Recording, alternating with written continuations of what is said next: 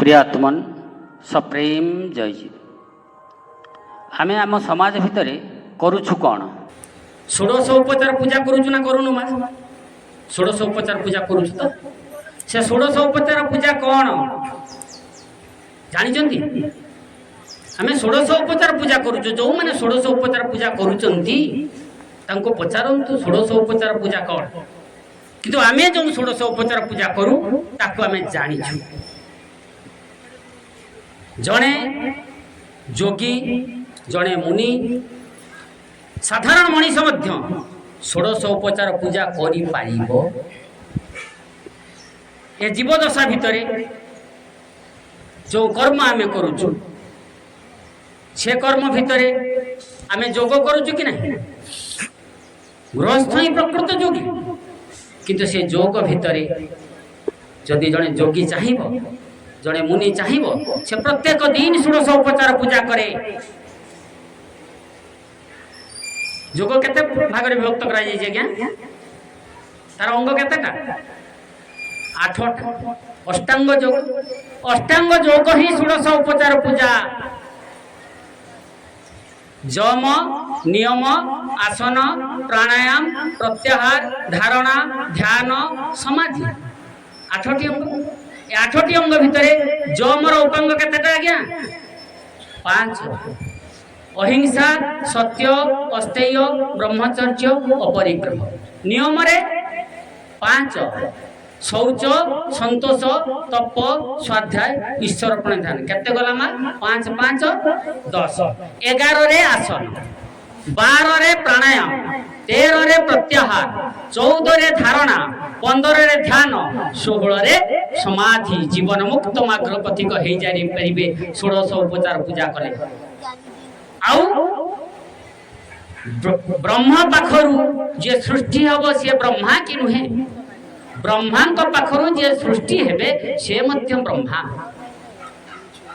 जोंटा कहूतिले जे पुआ आगना बापा आगा ना पुआ किंतु ब्रह्मा ही सृष्टि करे ब्रह्मा पुणी से ब्रह्मा सृष्टि करंती ब्रह्मा धान रु धान हुए ना गहम हुए आज्ञा धान रु धान तापरे धान से धान ही चलिबो तेणु सृष्टिकर्ता ब्रह्मा की आमे जानी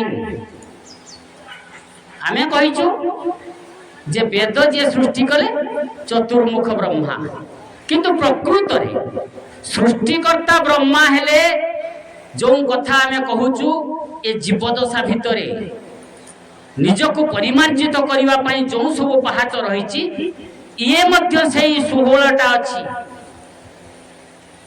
गर्भाधान ठू आरंभ करी मनीष माँ गर्भरे बापांक पाखरु सृष्टि हला पाखरु आरंभ करी अंत्येष्टि पर्यंत देहर सहस होवा पर्यंत 16 भाग रे विभक्त करा जाइछि गर्भाधान पुंसवन सीमंत नयन जात कर्म नामकरण निष्क्रमण अन्नप्राशन चूड़ा कर्म कर्णवेद उपनयन समावर्तन वेदारंभ समावर्तन विवाह वानप्रस्थ संन्यास एवं अंत्येष्टि ये 16 भाग रे विभक्त करा जाइछि गर्भाधान रो विवाह बाप आगना पुआ आग पचारुथिले ना गर्भाधान रो विवाह ये 13 संस्कार होउछि चक्राकार रे घुरुछि विवाह रो उद्देश्य एक सुसंतान संसार को सृष्टि करिबा जो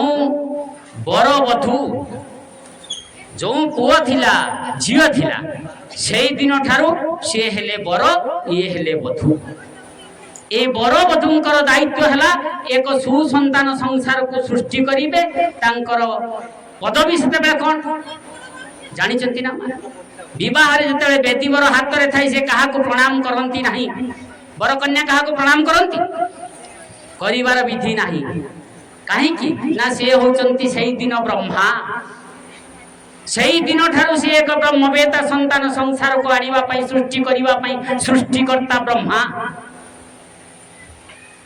जो सृष्टिकर्ता ब्रह्मा जते बेले विवाह होला विवाह परे विवाहर चतुर्थ दिन रे चतुर्थी करा जाय यार कारण कोन ସରିଲା, ଆସିଲେ ବର ବଧୁ ପୁଅ ବୋହୂ ଆସିଲେ ଘରେ ରହିବେ। ପୁଣି ଚତୁର୍ଥ ଦିନରେ ଚତୁର୍ଥୀ କାହିଁକି କରାଯାଏ? ତାହାର ଏକ ମହତ ଉଦ୍ଦେଶ୍ୟ ଅଛି।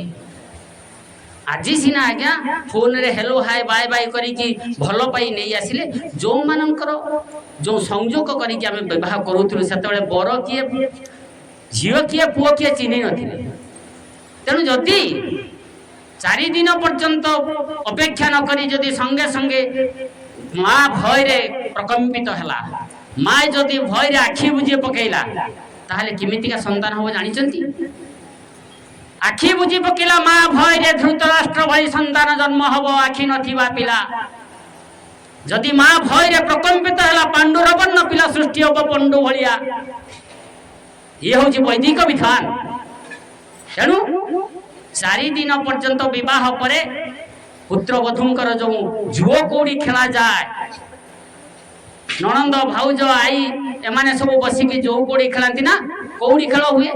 ସେ କଉଡ଼ି ଖେଳରେ 4 ଦିନ ଭିତରେ ସେମାନଙ୍କ ଭିତରୁ ଲଜ୍ଜା କଟିଯାଏ। ତାପରେ ଚତୁର୍ଥ ଦିନରେ ତାଙ୍କର ମିଳନ ସଂଗଠିତ ହୁଏ ଏବଂ ସେଇ ଦିନ ହୁଏ କଣ ନା ହୋମ କରାଯାଏ। ସେ ହୋମଟା ହଉଛି କଣ ନା ଆପଣଙ୍କର ସେଇ ଦିନ ପ୍ରକୃତରେ ପୁରୋହିତ ଗର୍ଭାଧାନ ସଂସ୍କାର ବିଷୟରେ ତାଙ୍କୁ ଅବଗତ କରେଇବା କଥା।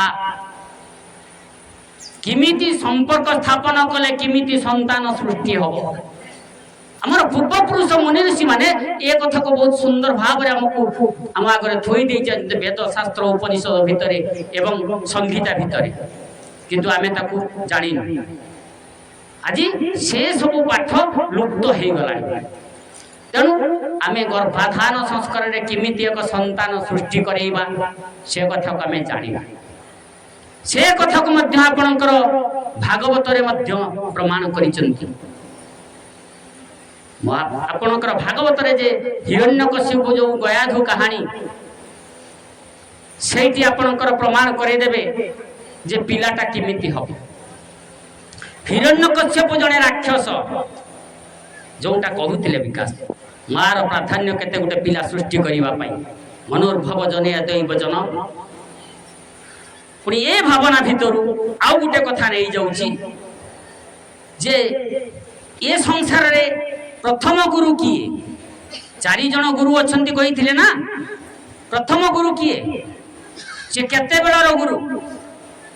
ଜନ୍ମ ହେଲା ପରେ ଗୁରୁ ସିଏ ନିହନ୍ତି ମା। ଗର୍ଭଧାରଣ ସମୟରେ ସିଏ ହଉଛନ୍ତି ପ୍ରକୃତ ଗୁରୁ। ହିରଣ୍ୟକଶ୍ୟପ ଥିଲେ ଜଣେ ରାକ୍ଷସ। ତେଣୁ ଏ ଜ୍ଞାନ ଭିତରେ ସେ ରାକ୍ଷସଙ୍କ ପାଖରୁ ସିଏ କେମିତି ବ୍ରହ୍ମସତ୍ତା ସନ୍ତାନକୁ ଉପଲବ୍ଧ କରେ। ତେଣୁ ସେ ମା ଚାହିଁଥିଲା ବାପାଙ୍କ ପାଖରୁ, ରାକ୍ଷସ ପାଖରୁ ଅମୃତମୟ ସନ୍ତାନ, ବ୍ରହ୍ମବେତା ସନ୍ତାନ ଛଡେଇ ଆଣିଥିଲା। ତେଣୁ ସେଇଥିପାଇଁ କହନ୍ତି ଉପାଧ୍ୟାୟ ଦଶାଚାର୍ଯ୍ୟ ଆଚାର୍ଯ୍ୟାଣ ଶତ ପିତା ସହସ୍ର ପିତରୀ ମାତା ଗୌରବେଣା ତିରିଚ୍ଛତି। ଉପାଧ୍ୟାୟ ଯେତିକି ଶିକ୍ଷା ଦିଅନ୍ତି ତାର 10 ଗୁଣ ଶିକ୍ଷା ଅଧିକ ଦିଅନ୍ତି ଆଚାର୍ଯ୍ୟ, ଯିଏ କି ଶିକ୍ଷାଗୁରୁ। ଶିକ୍ଷାଗୁରୁ ଯେତିକି ଶିକ୍ଷା ଦିଅନ୍ତି ତାର 100 ଗୁଣ ଅଧିକ ଶିକ୍ଷା ଦିଅନ୍ତି ବାପା। ବାପା ଯେତିକି ଶିକ୍ଷା ଦିଅନ୍ତି ତାର ଅଧିକ 1000 ଗୁଣ ଶିକ୍ଷା ଦିଅନ୍ତି ମା। ତେଣୁ ସୃଷ୍ଟି ସଞ୍ଚାର କରିବା ପାଇଁ ଜମିର ପ୍ରସ୍ତୁତି ଭଲ ଭାବରେ ହେବା ଦରକାର। ବିହନ ସିନା ବୁଣିବେ ଠିକ, ଯଦି ଜମି ପ୍ରସ୍ତୁତ ହେଇନି ମା ଗଛ ଉଠିବ, ଫସଲ ଭଲ ହବ। ତେଣୁ ସେଇ ଭାବନାରେ ଯେତେବେଳେ ହିରଣ୍ୟକଶ୍ୟପ ଯାଇଛନ୍ତି ତପସ୍ୟା କରିବାକୁ, ସେଇ ସମୟରେ ନାରାୟଣ କଣ କରିଛନ୍ତି ନା ତାଙ୍କ ଭାଇ ହିରଣ୍ୟାକ୍ଷକୁ ବଧ କରିଛନ୍ତି। ଯେତେବେଳେ ହିରଣ୍ୟକଶ୍ୟପ ତପସ୍ୟାରୁ ଫେରିଛନ୍ତି, ଆସି ଦେଖିଲେ ସମସ୍ତେ ଅଭ୍ୟର୍ଥନ କରିବାକୁ ଆସିଛନ୍ତି, କିନ୍ତୁ ଭାଇ ନାହାନ୍ତି। ପଚାରିଲେ ମୋ ଭାଇ କାହିଁ? ନା ନାରାୟଣ ବିଷ୍ଣୁ ତାକୁ ମାରି ଦେଇଛନ୍ତି। ସେଇଠୁ ସେ ଶପଥ ନେଲେ ଯେତେ ପର୍ଯ୍ୟନ୍ତ ମୁଁ ନାରାୟଣଙ୍କୁ ବଧ ନ କରିଛି ସେତେ ପର୍ଯ୍ୟନ୍ତ ମୁଁ ରାଜପ୍ରସାଦରେ ପ୍ରବେଶ କରିବି ନାହିଁ। ଚାଲିଲେ ବିଷ୍ଣୁ ମାରଣ ଉଦ୍ଦେଶ୍ୟରେ ଚାଲିଲେ ନାରାୟଣଙ୍କୁ ବଧ କରିବେ। ଯାଇ ଯାଇ ଯାଇ ଯାଇ ଖୋଜି ଖୋଜି ସେ ଆଉ ନାରାୟଣଙ୍କୁ ପାଇଲେ, ଫେରି ଆସିଲେ। ଫେରି ଆସିଲା ପରେ ତାଙ୍କ ସ୍ତ୍ରୀ ପଚାରୁଛନ୍ତି ସ୍ୱାମୀ ଆପଣ ନାରାୟଣକୁ ବଧ କରିଦେଲେ, ବିଷ୍ଣୁକୁ ମାରିଦେଲେ। ନା ସିଏ ମୋ ଭୟରେ କୋଉଠି ଲୁଚିଗଲା, ମୁଁ ତାକୁ ପାଇଲିନି। ସେଇଥିପାଇଁ କହନ୍ତି ପତନାତ ତ୍ରାୟତେ ଇତି ପତ୍ନୀ। ପତନରୁ ଉଦ୍ଧାର କରିବେ। ଯେତେବେଳେ ସ୍ୱାମୀ ଉପରେ ବିପଦ ପଡ଼ିଛି, ସେ ବିପଦରୁ ତାକୁ ରକ୍ଷା କରିବା ପାଇଁ ମନ୍ତ୍ରୀ ଭଳିଆ ମନ୍ତ୍ରଣା ଦିଅନ୍ତି ଯିଏ, ସିଏ ହଉଛନ୍ତି ପତ୍ନୀ। ସେତେବେଳେ ସିଏ କହିଛନ୍ତି ଯଦି ସିଏ ସୂକ୍ଷ୍ମ ହେଇଥିବେ, ତମେ ଯଦି ସ୍ଥୂଳ ହେଇଥିବ, ତାହେଲେ ତମେ ପାଇବ କେମିତି? ନା ତାହେଲେ ପାଇବି କେମିତି? ନା ତମେ ସୂକ୍ଷ୍ମ ହେଇଯାଅ। ନା କେମିତି ସୂକ୍ଷ୍ମ ହେବି କୁହ?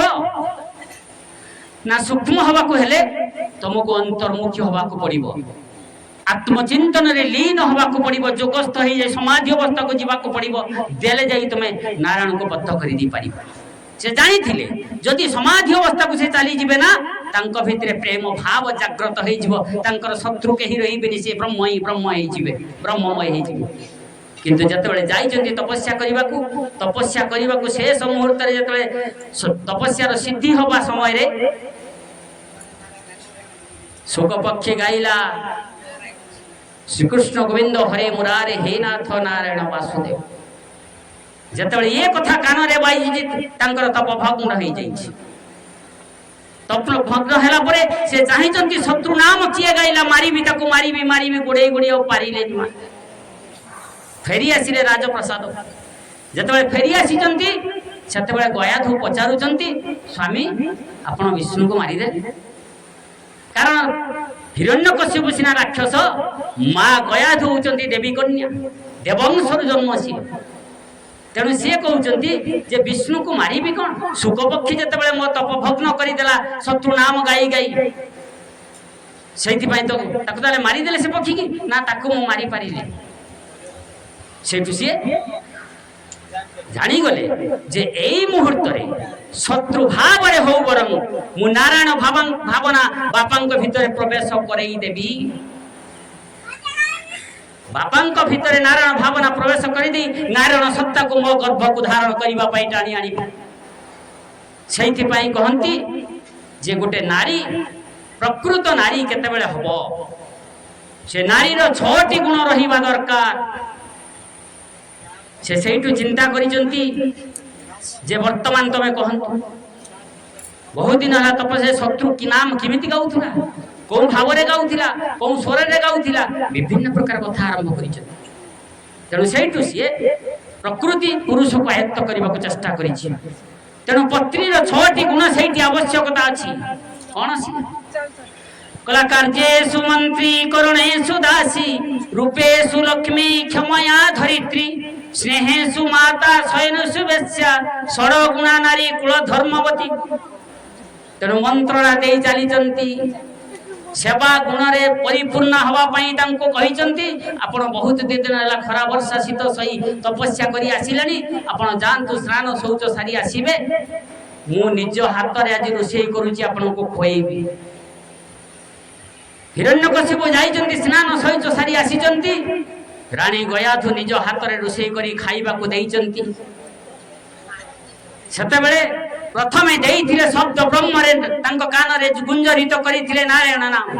ଖାଇବାକୁ ବସିଛନ୍ତି, ପଚାରୁଛନ୍ତି ସ୍ୱାମୀ ଇଏ ସେ ଶତ୍ରୁ ନାମଟା କଣ କହିଥିଲେ, ମୁଁ ଭୁଲିଗଲି। ସେ କେମିତିକା ସ୍ୱରରେ ଗାଉଥିଲା, ସେ ଯୋଉ ସ୍ୱରରେ ଗାଉଥିଲା ସେ ସ୍ୱରଟା ମତେ କାହିଁକି କର୍କଶ ଲାଗିଲା, ମୁଁ ଯଦି ତାକୁ ପାଆନ୍ତି ତା ବେକଟାକୁ ମୁଡ଼ି ଦିଅନ୍ତି। ସେଇଠି ଯେ ଖାଇବାକୁ ବସିଛନ୍ତି, କହୁଛନ୍ତି ଶ୍ରୀକୃଷ୍ଣ ଗୋବିନ୍ଦ ହରେ ମୁରାରେ ହେ ନାଥ ନାରାୟଣ ବାସୁଦେବ ନାରାୟଣ ନାରାୟଣ ନାରାୟଣ ନାରାୟଣ କହୁଥିଲା। ସେ ଖାଦ୍ୟ ଭାବରେ ଅନ୍ନ ବ୍ରହ୍ମରେ ନାରାୟଣ ଭାବନାକୁ ସିଏ ହିରଣ୍ୟକଶ୍ୟପ ଭିତରେ ପ୍ରବେଶ କଲେ, ଚାଲିଲେ ମନ ଭାବନା ଭିତରେ ବ୍ରହ୍ମ ଭାବନାରେ ବ୍ରହ୍ମକୁ ଆଣିବା ପାଇଁ, ବ୍ରହ୍ମ ସତ୍ତାକୁ ଜାଗ୍ରତ କରିବା ପାଇଁ। ଯାଆନ୍ତୁ ଆପଣ ଖାଇ ପିଇ ଆରାମ କରନ୍ତୁ, ମୁଁ ଯାଉଛି ଆଜି ତମ ପାଖରେ, ତମ ସହିତ ମୁଁ ହାସ ଖୁସିରେ ସମୟ ବିତେଇବି। ଯେତେବେଳେ ଯାଇଛନ୍ତି ଦୁଇ ଜଣଙ୍କର ମିଳନ ହେଇଛି, ସେତେବେଳେ ପଚାରୁଛନ୍ତି ସ୍ୱାମୀ ସେ ଯେ ଶତ୍ରୁ ନାଁ କହୁଥିଲେ ସିଏ କଣ, କିଏ ସେ ନାଁ କହୁଥିଲେ? ସେ ଶତ୍ରୁ ନାଁ ଶୁଣିବାକୁ ମୋ ଭିତରେ ହୃତ୍କମ୍ପନ ଜାଗ୍ରତ ହଉଛି, ମୁଁ ତାକୁ ବେକ ମୁଡ଼ି ଦେବାକୁ ମନ ହଉଛି। ଯୋଉ ମୁହୂର୍ତ୍ତରେ ଭାଗବତର ପଦ ଅବନା ଅକ୍ଷର ଦୁଇ ଜଣଙ୍କ ମିଳନର ଶେଷ ମୁହୂର୍ତ୍ତ ଭାଗବତ ବାଣୀ କହୁଛି କର ଚରଣ ନଚଳଇ ମଦନେ କମ୍ପୁ ଅଛି ଦେହି। ଜଣେ ରାଜା ଜଣେ ରାଣୀ ତାଙ୍କ ଉଆସ ଭିତରେ ଦୁଇ ଜଣଙ୍କ ମିଳନର ଶେଷ ମୁହୂର୍ତ୍ତ ଯାହା ଗୋଟେ ଗଛ ମୂଳରେ ଯାଯାବର ଜୀବନ ଯାପନ କରୁଥିବା ପତ୍ର କୁଡ଼ିଆ ଭିତରେ ଯୋଉ ସ୍ୱାମୀ ସ୍ତ୍ରୀର ମିଳନର ଶେଷ ମୁହୂର୍ତ୍ତ ମଧ୍ୟ ସମାନ। ସେଇ ଅବସ୍ଥାରେ ସିଏ ପଚାରୁଛନ୍ତି ଶେଷ ମୁହୂର୍ତ୍ତରେ ସ୍ୱାମୀ ସେ ଶତ୍ରୁର ନାଁ କଣ ମତେ କୁହନ୍ତୁ, ମୁଁ ଭୁଲି ଯାଇଛି। ବର୍ତ୍ତମାନ ମୋର ସେ ନାଁଟା ଶୁଣିବାକୁ ମନ ବହୁତ ଇଚ୍ଛା ହଉଛି, ନହେଲେ ତା ବେକଟାକୁ ମୋଡ଼ି ଦିଅନ୍ତି। ମୁଁ କହିଲି ବା ମୋ ଶତ୍ରୁ ନାରାୟଣ ନାରାୟଣ ନାରାୟଣ ନାରାୟଣ। ଆଉ ସେଇଦିନ ମା ଗୟାଧୁଙ୍କର ଗର୍ଭଧାରଣର ସମୟ। ବାପା ମାଧ୍ୟମ ଦେଇ ଆସି ପ୍ରବେଶ କଲେ କିଏ? ନାରାୟଣ ସତ୍ତା ପ୍ରବେଶ କଲେ ମା ଗୟାଧୁଙ୍କ ଅଂଶରେ। ସିଏ ହେଲେ ପ୍ରହ୍ଲାଦ। ଯେତେ କଷ୍ଟ ଦେଇ ଯେତେ ଯାତନା ଦେଇ ତାଙ୍କୁ କେହି ପ୍ରହ୍ଲାଦ ନାମରୁ ଉହରି ପାରିଥିଲେ, ନାରାୟଣ ନାମରୁ ଉହରି ପାରିଥିଲେ ପ୍ରହ୍ଲାଦଙ୍କୁ? ତେଣୁ ପ୍ରଥମ ସୃଷ୍ଟି ତତ୍ତ୍ୱରେ ଏଇ ଭାବନା, ଆମେ ଯଦି ଶୁଦ୍ଧ ଫୁତ ଭାବନାରେ ଆମେ ଏକ ବ୍ରହ୍ମବେତା ସନ୍ତାନ ସୃଷ୍ଟିକୁ ଆଣିବା, ଏ ଭାବନା କରିବା, ସୁସନ୍ତାନ ଜନ୍ମ କରିବା। ଏଇଠି ମୋ ବାଣୀକି ବିଶ୍ରାମ ଦଉଛି। ସପ୍ରେମ ଜୟଜୀବ।